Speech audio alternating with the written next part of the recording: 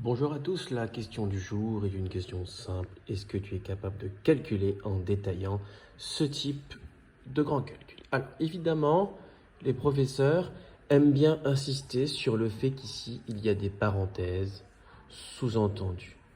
Donc si tu fais ce calcul, la plupart des professeurs vont te demander de réécrire ce trait de fraction par cette petite division. Et donc, tu dois faire 2 moins 2 cinquièmes, c'est-à-dire le numérateur divisé par le dénominateur. Donc, 2 fois 2 cinquièmes aussi. Donc, une fois que tu as fait ça, eh bien, tu vas faire cette soustraction et remplacer cette division par l'inverse de ce résultat. Donc, petit à petit, on devient moins petit, on fait tranquillement dans l'ordre. Alors, moi, j'aime bien changer de couleur et dire à mes élèves que 2, c'est pareil que 2 sur 1. Et donc, ici, il faut les mettre au même dénominateur pour tout un tas de raisons qu'on a vues en classe. Et donc, une fois que tu as fait ça, tu te dis que 2 fois 5, ça fait 10, et 10 moins 2, ça fait 8. Sur 5 moins 5, attention, c'est le piège, tu as fait exprès de mettre un 5 ici, c'est pour en fait conserver le dénominateur commun. Alors, ce qui marche avec la soustraction ne marche pas forcément avec la multiplication, mais ici, tu sais que 2, c'est 2 sur 1. Mais tu sais surtout que le produit de deux fractions n'exige pas le même dénominateur aux deux fractions. Donc, 2 fois 2, 4. Et oui, ce qu'on a envie de faire marche pour une fois. Et 1 fois 5, 5.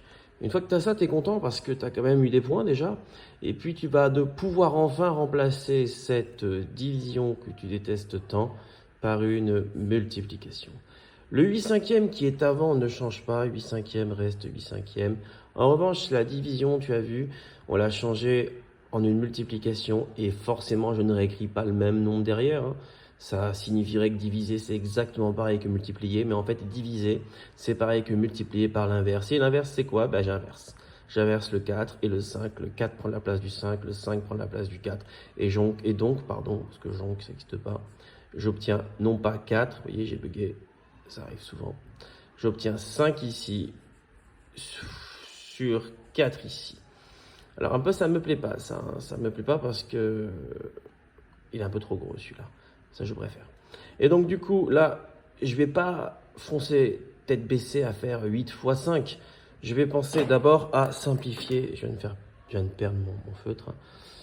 Donc je simplifie par 5, c'est-à-dire je divise en haut et en bas par 5. Donc c'est l'équivalent de les barrer.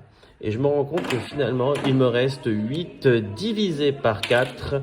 8, voyez, 8 fois rien. Et 8 divisé par 4. Et 8 divisé par 4. Je peux l'écrire 8 sur 4.